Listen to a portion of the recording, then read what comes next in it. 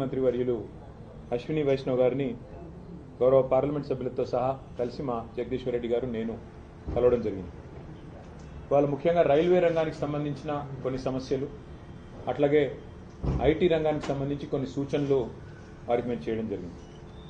ప్రస్తుతం రాష్ట్రంలో ఈరోజు మరి ఈ సౌత్ సెంట్రల్ రైల్వే, దక్షిణ మధ్య రైల్వే ఏదైతే ఉందో దీన్ని పునర్విభజన చేసే కార్యక్రమం నడుస్తూ ఉంది. మేము గౌరవ మంత్రి గారికి చెప్పింది ఏమంటే, దయచేసి మీరు కాజీపేట ప్రజల కోరిక, వరంగల్ ప్రజల కోరిక, కాజీపేటలో రైల్వే డివిజన్ కావాలని రావాలని, అందులో భాగంగా దయచేసి కాజీపేటలో ఒక రైల్వే డివిజన్ని ఏర్పాటు చేయాలని చెప్పి మేము వారిని కోరడం జరిగింది. ఇది మా ప్రతిపాదన కాదు, రైల్వే ఉద్యోగులు, రైల్వేకి సంబంధించిన నిపుణులు చెప్తున్న ప్రతిపాదన. మేము ప్రతిపాదించిన ఈ రైల్వే డివిజన్ మిత్రులందరికీ నమస్కారం. మాకు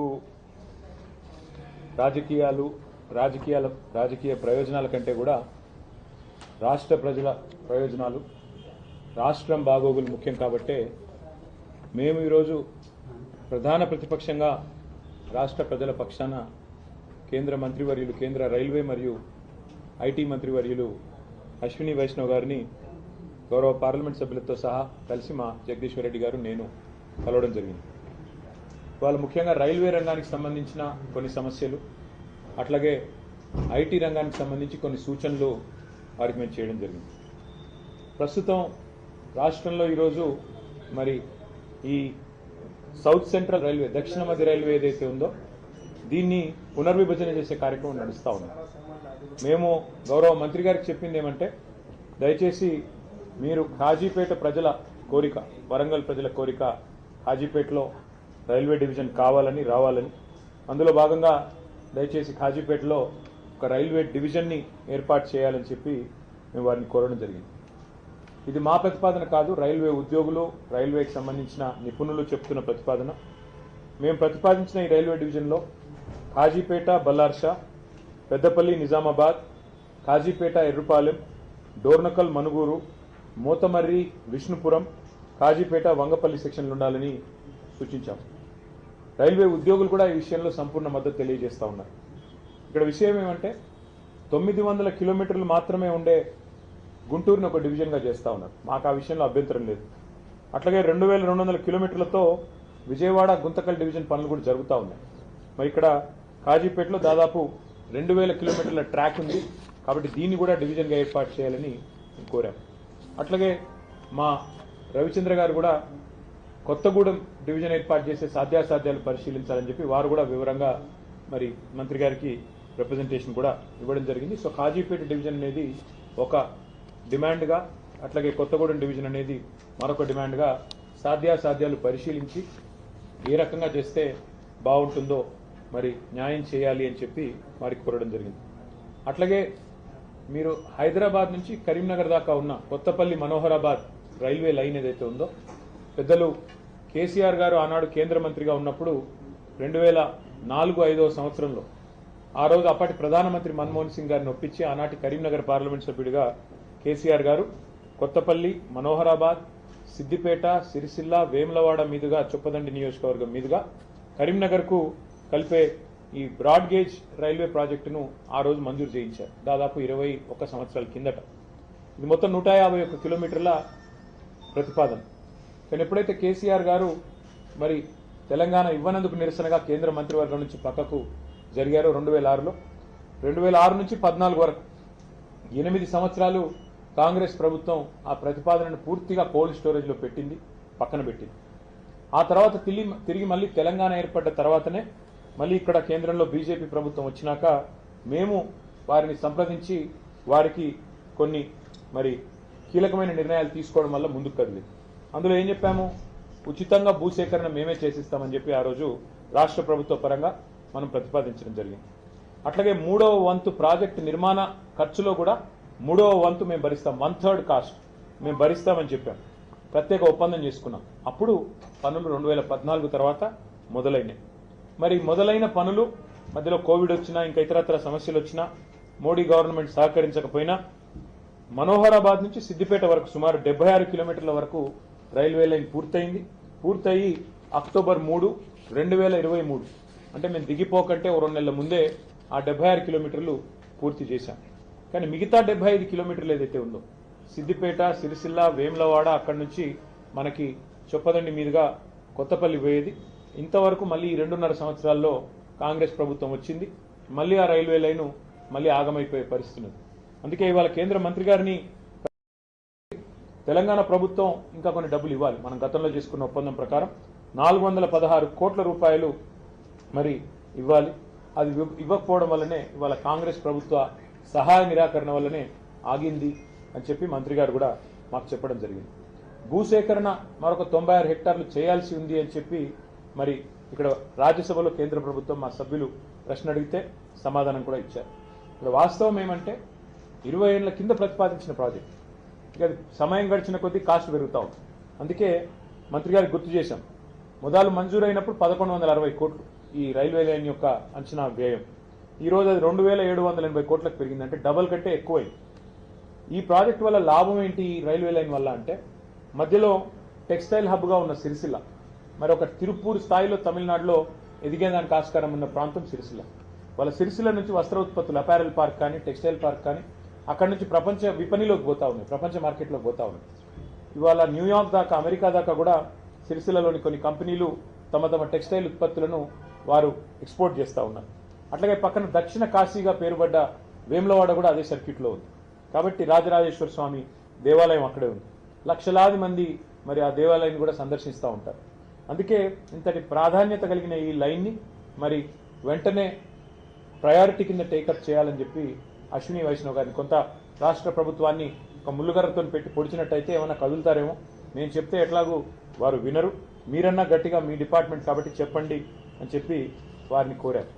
దాంతోపాటు సిరిసిల్ల, వేములవాడ రైల్వే స్టేషన్లను కూడా అత్యాధునికమైన సౌకర్యాలతో అమృత్ భారత్ స్టేషన్ పథకంలో చేర్చాలని చెప్పి కూడా వారిని కోరారు. దాని తర్వాత ఆ స్టేషన్ నుంచి, తంగళ్లపల్లి రైల్వే స్టేషన్ నుంచి నేరుగా మిడ్ మానేర్ రిజర్వాయర్ మీదుగా ఎలాంటి ల్యాండ్ ఎక్విజిషన్ అవసరం లేకుండా ధవళేశ్వరం వద్ద ఎట్లా అయితే ఒక రైల్ కమ్ రోడ్ బ్రిడ్జ్ ఉందో అదే పద్ధతుల్లో ఒక రైల్ కమ్ రోడ్ బ్రిడ్జ్ని కూడా మంజూరు చేయండి అని చెప్పి గౌరవ మంత్రి గారిని మరి కోరడం కూడా జరిగింది. అట్లాగే ఇవాళ మీరు గమనించినట్టయితే హైదరాబాద్ నుంచి ఇవాళ వరంగల్ మీదుగా మన కాజీపేట జంక్షన్ మీదుగా మనకు ఢిల్లీ రైళ్లు అన్నీ వస్తూ ఉంటాయి. అట్లా కాకుండా అటు లోడ్ ఎక్కువ పెరిగింది కాబట్టి రేపు కరీంనగర్ నుంచి ఇటు మంచిర్యాల వైపు నుంచి తీసుకొని పోవాలి రైళ్లు అంటే ప్రత్యామ్నాయంగా ఎలక్ట్రిఫికేషన్ జరగాలి, లేన్ ఎలక్ట్రిఫికేషన్, రూట్ ఎలక్ట్రిఫికేషన్ జరగాలి. ఇవాళ ఈ రైల్వే లైన్ ఏదైతే ఉందో కొత్తపల్లి మనోహరాబాద్, దీన్ని సంపూర్ణంగా ఎలక్ట్రిఫికేషన్ కూడా టేకప్ చేయాలని చెప్పి మంత్రి గారిని విజ్ఞప్తి చేశాము. ప్రధానమంత్రి గారు ఏదైతే చెప్తున్నారో PM గతి శక్తి అని, ఆ లక్ష్యాలు అందుకోవాలంటే ఎలక్ట్రిఫికేషన్ కూడా చేయాలి, తద్వారా లోడ్ కూడా తగ్గాలి అని చెప్పి కూడా వారికి విజ్ఞప్తి చేయడం జరిగింది. అట్లాగే మంత్రి గారికి ప్రత్యేకంగా ఇంకో విషయం కూడా చెప్పారు. వారు IT మంత్రి కూడా, రైల్వే మంత్రి మాత్రమే కాదు IT శాఖ మంత్రిగా కూడా ఉన్నారు. కాబట్టి వారికి చేసిన విజ్ఞప్తి ఏమంటే, గతంలో కేసీఆర్ గారి నాయకత్వంలో మేము అన్ని పాత జిల్లా కేంద్రాలలో, ఆదిలాబాద్ కావచ్చు, కరీంనగర్ కావచ్చు, నల్లగొండ కావచ్చు, మహబూబ్ నగర్ కావచ్చు, ఖమ్మం, కరీంనగర్, నిజామాబాద్ అన్ని చోట్ల IT టవర్లు కట్టాం. మొత్తం ప్రతి చోట 50,000 స్క్వేర్ ఫీట్ల పైన IT టవర్లు కట్టాం. అట్లాగే వరంగల్లో అయితే Genpact, L&T, Mindtree, tech Mahindra, అట్లాగే సైంట్ లాంటి కంపెనీస్ని కూడా తీసుకొచ్చి వాటితోన అక్కడ కార్యకలాపాలు ప్రారంభించాం. ఎక్కడి పిల్లలకు అక్కడే ఉద్యోగ అవకాశాలు రావాలి, ఎక్కడి పిల్లలు అక్కడే మరి వారు తమ తమ జిల్లాల్లోనే తమ తమ ప్రాంతాల్లోనే హైదరాబాద్కి వలస వచ్చే అవసరం లేకుండా మరి బ్రహ్మాండంగా అక్కడే స్థిరపడాలన్న కోరికతో ఈ IT హబ్లు అత్యాధునికంగా 10 కేంద్రాల్లో మేము కట్టాం. ఇవాళ అవన్నీ కూడా కాంగ్రెస్ ప్రభుత్వం వచ్చిన తర్వాత దివాలా తీసి బూత్ బంగ్లాలుగా మారిపోయే పరిస్థితి వచ్చింది. అందుకే ఇవాళ కేంద్ర మంత్రి గారిని ఏం కోరామంటే, ముఖ్యంగా వరంగల్ అనేది హైదరాబాద్ తర్వాత 2వ అతిపెద్ద పట్టణం తెలంగాణలో, 10 లక్షల జనాభా ఉన్న పట్టణం, బ్రహ్మాండంగా పెద్ద ఎత్తున కాలేజీలు, పెద్ద ఎత్తున విద్యార్థులు ఉన్న ప్రాంతం వరంగల్. అక్కడ మంత్రి గారిని మేము కోరింది, మీరు మా గతంలో చేసిన పనులన్నీ వారికి వివరించి చెప్పాం, కానీ ఈ 2 ఏళ్లలో IT గ్రోత్ మందగించింది. ఇది మేము చెప్తున్న మాట కాదు, మేము చేస్తున్న ఆరోపణ కాదు. 9,46,000 ఉద్యోగాలు మేము మా ప్రభుత్వం వైదొలిగిన నాడు హైదరాబాద్, తెలంగాణలో 9,46,000 IT ఉద్యోగాలు ఉన్నాయి. మరి ఈరోజు మన రాష్ట్ర ప్రభుత్వం వాళ్ళు చెప్తున్న మాటలే, గవర్నర్ గారి ప్రసంగంలో చెప్పారు 7,000 ఉద్యోగాలు తగ్గాయి, ఇప్పుడు కేవలం 9,39,000 ఉద్యోగాలు ఉన్నాయని. మొన్న బడ్జెట్ ప్రసంగంలో బట్టి విక్రమార్క చెప్పారు, ఆర్థిక మంత్రి గారు, డిప్యూటీ సీఎం గారు, కేవలం 9,39,000 అంటే మేము దిగిపోయిన నాడున్న ఉద్యోగాల కంటే 7,000 ఉద్యోగాలు ఇవాళ రాష్ట్రంలో ఐటీ రంగంలో తగ్గినాయని చెప్పి రాష్ట్ర ప్రభుత్వమే స్వయంగా ఒప్పుకుంటా ఉంది. దీనికి కారణాలు ఏమైనప్పటికీ ఇవాళ మంత్రి గారిని మేము అడిగింది ఏమంటే, ఇన్ఫ్రాస్ట్రక్చర్ ఉంది, వరంగల్లో బ్రహ్మాండమైన ఐటీ హబ్ కట్టినాం, అక్కడ ఒక India AI center, India artificial intelligence centre, India data lab వరంగల్లో కేంద్ర ప్రభుత్వం అక్కడ ఉన్న ఇన్ఫ్రాస్ట్రక్చర్ను వినియోగించుకుని ఏర్పాటు చేయండి. హైదరాబాద్ తర్వాత అంత ప్రాముఖ్యత ఉన్న నగరం వరంగల్ కాబట్టి తెలంగాణలోనే మరి రెండవ అతిపెద్ద నగరం వరంగల్, అక్కడ ఏర్పాటు చేయండి ఇండియా ఏఐ ల్యాబ్, ఒక ఇండియా ఏఐ సెంటర్ లేదా ఇండియా ఏఐ డేటా ల్యాబ్ ఏర్పాటు చేయండి అని చెప్పి కొత్త పాలసీలో భాగంగా వారిని కోరడం జరిగింది. అట్లాగే కరీంనగర్, ఖమ్మం అక్కడ సైబర్ సెక్యూరిటీకి సంబంధించిన ఒక ఆర్టిఫిషియల్ ఇంటెలిజెన్స్ కేంద్రాన్ని ఏర్పాటు చేయండి, సెంటర్ ఆఫ్ ఎక్సలెన్స్ ఏర్పాటు చేయండి అని వారిని కోరాం. అట్లాగే సెమీ కండక్టర్ డిజైన్ మరియు డీప్ టెక్ రంగాల మీద మరి దృష్టి సారించే విధంగా STPI centre, software technology parks of India సెంటర్లను, centre of excellence, centre for entrepreneurship కూడా ఏర్పాటు చేయండి. మీకు ఇష్టమైన చోట, అది మహబూబ్నగర్ కావచ్చు, నల్గొండ కావచ్చు, మీకు ఇష్టమైన చోట ఈ 10 ప్రాంతాలు ఉన్నాయి, ఎక్కడ మీకు అనుకూలంగా ఉంటే అక్కడ మీరు దయచేసి ఇది కూడా ఏర్పాటు చేయండి. సో ఒక centre of excellence of STPI on entrepreneurship ఏర్పాటు చేయమని కోరాం. దాంతోపాటు మరి అందుబాటులో ఉన్న ఈ ఐటీ టవర్లలో అన్ని మౌలిక సదుపాయాలు ఉన్నాయి. రాష్ట్రమంతా T-Fiber కార్యక్రమాన్ని కూడా మా ప్రభుత్వమే చేసింది. కనెక్టివిటీ రాష్ట్రం అంతటా కూడా ఉంది. కాబట్టి పాలసీ ఫ్రేమ్వర్క్ కూడా సిద్ధంగా ఉంది, ఇన్ఫ్రాస్ట్రక్చర్ సిద్ధంగా ఉంది. ఈ అన్ని నగరాలు, అన్ని పట్టణాలు ఇప్పటికి మా ప్రభుత్వం వచ్చింటే ఉపాధి కేంద్రాలుగా మారే అవకాశం ఉంది. యంగ్స్టర్స్ కి హైదరాబాద్కి, బెంగళూరుకి పోయే అవసరం లేకుండా ఇంకా ఎక్కువ ఐటీ విస్తరణ జరిగేదానికి మా ప్రణాళికలు ఉండినాయి. కానీ ఈ ప్రభుత్వం, కాంగ్రెస్ ప్రభుత్వం పట్టించుకోవట్లేదు. మీరన్నా జోక్యం చేసుకొని వారికి తెలియజెప్పండి. ఈ Tier 2 సిటీస్ అంటే ద్వితీయ శ్రేణి పట్టణాలు, వాటిని మరి పెంచాలి, విస్తరించాలి. ప్రపంచవ్యాప్తంగా ఉన్న ట్రెండ్కు అనుకూలంగా మనం కూడా ఏఐని వినియోగించుకోవాలి, ఆర్టిఫిషియల్ ఇంటెలిజెన్స్ని. అందులో భాగంగానే ఏఐ డేటా ల్యాబ్స్ కానీ, ఏఐ సెంటర్స్ కానీ ఏర్పాటు చేయండి అని చెప్పి మరి కేంద్ర మంత్రి గారికి కొన్ని విలువైన సూచనలు కూడా చేయడం జరిగింది. దాదాపు అన్ని విషయాలు కూడా వారు విన్నారు. మరి విని తప్పకుండా పరిశీలిస్తానని చెప్పి మాటిచ్చారు. మాటిచ్చిన తర్వాత మరి రైల్వే, అదేవిధంగా ఐటీ 2 రంగాలకు సంబంధించి కూడా చాలా సావధానంగా అన్ని కూడా వారికి వివరించి చెప్పాము. న్యాయం జరుగుతుంది అని చెప్పి ఆశిస్తాము. Thank you. ఢిల్లీకి వస్తుంది సీఎం రేవంత్ రెడ్డి ఉంటున్నటువంటి సమయంలో కేటీఆర్ వస్తున్నారు, ఇద్దరు ఏదో కోఆర్డినేషన్ చేసుకోవడానికి, మీటింగ్ పెట్టుకోవడానికి వస్తున్నారని చెప్పి మధ్యాహ్నం ధర్మపురి అరవింద్ కామెంట్. అంటే ఆయన జూబ్లీ హిల్స్ లో ఉంటాడు, నేను కొద్ది దూరంలో ఉంటాను, మాకు ఢిల్లీ దాకా రావాల్సిన అవసరం సీక్రెట్ మీటింగ్స్. అంటే రేవంత్ రెడ్డి గారు కేసులు పెట్టేది మా మీద, రోజు తెల్లారలేస్తే దాడి చేసేది మా మీద. రేవంత్ రెడ్డి గారికి రహస్య మిత్రులు బీజేపీ వాళ్ళని రాష్ట్రం అందరికీ తెలుసు. ఎందుకు ఇప్పుడు కేంద్ర మంత్రి బండి సంజయ్ గారి కొడుకును 9 రోజులు అరెస్ట్ చేయకుండా కాపాడింది రేవంత్ రెడ్డి గారు అని అందరికీ తెలుసు.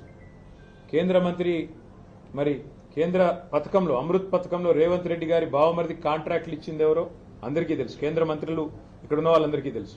అట్లాగే ఇవాళ సింగరేణిలో కుంభకోణం జరుగుతుంటే కూడా అక్కడ సృజన్ రెడ్డి గారి నాయకత్వంలో, రేవంత్ రెడ్డి గారి బావమరిది గారి నాయకత్వంలో భారీ కుంభకోణాలు జరుగుతుంటే మేము వచ్చి ఇక్కడ కంప్లైంట్ చేస్తే కూడా కేంద్ర ప్రభుత్వం స్పందించట్లేదని అందరికీ తెలుసు. హైదరాబాద్ సెంట్రల్ యూనివర్సిటీ భూముల మీద మేము ఉద్యమం చేస్తే, పిల్లలు ఉద్యమం చేస్తే అల్టిమేట్గా సెంట్రల్ ఎంపవర్డ్ కమిటీ, మరి సుప్రీంకోర్టు అపాయింట్ చేసిన కమిటీ వచ్చి దీన్ని వెంటనే విచారించండి ఈడీ అని చెప్పారు. ఇంతవరకు మరి అతి లేదు, గతి లేదు. ఈడీ దాడులు జరిగితే రాష్ట్రంలో మంత్రుల మీద, పొంగులేటి శ్రీనివాసరెడ్డి మీద 2 ఏళ్ల తర్వాత కూడా ఇంతవరకు కేసు లేదు. కాబట్టి ఎవరికి రహస్య మిత్రులు, ఎవరితో కలిసి ఉన్నారు రాష్ట్ర ప్రజలకి తెలుసు, మీకు తెలుసు. మరి మాకు రేవంత్ రెడ్డి గారిని కలవాల్సిన అవసరం కానీ, రేవంత్ రెడ్డి గారితో సంభాషించాల్సిన అవసరం కానీ మాకు లేదు. రేవంత్ రెడ్డితో తలపడుతున్నాం. ఆయన అరాచకాలను ఇవాళ ఒక మాట చెప్పాలంటే, నిన్న హైకోర్టు చెప్పింది హైడ్రా అనేది 9 తలల విషసర్పం అని చెప్పింది నిన్న హైడ్రా గురించి. ఏది? రాష్ట్ర హైకోర్టు. ఇంతకంటే చెంపపెట్టు ముఖ్యమంత్రికి ఏముంటుందని నాకు అర్థంగా సిగ్గుండాలి. బడాబాబులను మాత్రం వదిలిపెట్టి గరీబోళ్ల ఇండ్ల మీద పడి, బడాబాబులు అంటే ఎవరండి? రాష్ట్ర రెవెన్యూ మంత్రి పొంగులేటి శ్రీనివాసరెడ్డి ఇల్లు చెరువులో ఉంటుంది, దాన్ని హైడ్రా ముట్టదు. రాష్ట్ర ముఖ్యమంత్రి గారి సోదరుడు ఇల్లు FTL లో ఉంటుంది, దాన్ని హైడ్రా ముట్టదు. రాష్ట్ర మంత్రులు వివేక్ గారు, శాసన మండలి చైర్మన్ సుఖేందర్ రెడ్డి గారు, రాష్ట్ర రాష్ట్రంలో ఇంకా కీలక నేతలు చాలా మంది బిల్డింగ్లన్నీ చెరువుల్లో ఉన్న షికాల్లో ఉన్న వాటిని మాత్రం హైడ్రా ముట్టదు. ఎవరిని ముడుతుంది హైడ్రా? బీద బిక్కి మధ్యతరగతి ప్రజలు. నేను అడుగుతా ఉన్నా ముఖ్యమంత్రిని, కబ్జా కోరులు అంటున్నావు, అందరికంటే పెద్ద కబ్జా కోరులే నీ అన్నదమ్ములు కదా, అందరికంటే ఎక్కువ ఆస్తి దోస్తున్నది, అందరికంటే ఎక్కువగా ఇవాళ విధ్వంసం చేస్తున్నది నీ మంత్రులు కదా. 1 కోటి ఎకరాలు నిషేధిత జాబితాలో పెట్టింది నీ మంత్రి కాదా? కేసీఆర్ గారు దిగిపోయినాడు, కేసీఆర్ ప్రభుత్వం దిగిపోయినాడు. రాష్ట్రంలో నిషేధిత భూముల సంఖ్య ఎంత అంటే, మొత్తం సైజ్ ఎంత అంటే 16 లక్షల ఎకరాలు. ఇవాళ 1 కోటి ఎకరాలకు చేరుకుంది. ఏ కారణం చేత పెడుతున్నారు 1 కోటి ఎకరాలు? 30% కమిషన్లు తీసుకోవట్లేదా నీ మంత్రులు? కబ్జా కోరులు, భూ దందాలు చేసేది, భూమిని ఇలా భూహారతిలాగా మింగుతున్నది నీ ప్రభుత్వం కాదా? నీ మంత్రులు కాదా? ప్రజలకు తెలియదా? కాబట్టి హైడ్రా పేరిట నువ్వు సృష్టిస్తున్న అరాచకం, పేదవాళ్ళ ఇల్లు కూలగొడుతూ, హైదరాబాద్లో ఒక ఇల్లు కట్టాడా 2 ఏళ్లలో, 2.5 ఏళ్లలో? ఎన్ని ఇల్లు కూలగొట్టావు నువ్వు? కొన్ని వేల ఇల్లు హైదరాబాద్లో కూలగొట్టి, ఒక్క ఇల్లు కట్టకుండా, ఒక్క ఇటుక పెట్టకుండా విధ్వంసం సృష్టించి, రియల్ ఎస్టేట్ను కుప్పగూల్చి నువ్వు డబ్బులు చేసుకుంటున్నావు. పెద్ద పెద్ద ఈ బిల్డర్లు ఇవాళ చెరువుల్లో ఇల్లు కడుతుంటే, పెద్ద పెద్ద బిల్డింగ్లు కడుతుంటే నీకు కనబడదు, కానీ ఇవాళ పెద్ద పెద్ద మాటలు. అందుకే మేము అనేది, హైడ్రా అనేది it has become a blackmailing extortion tool of Revanth Reddy.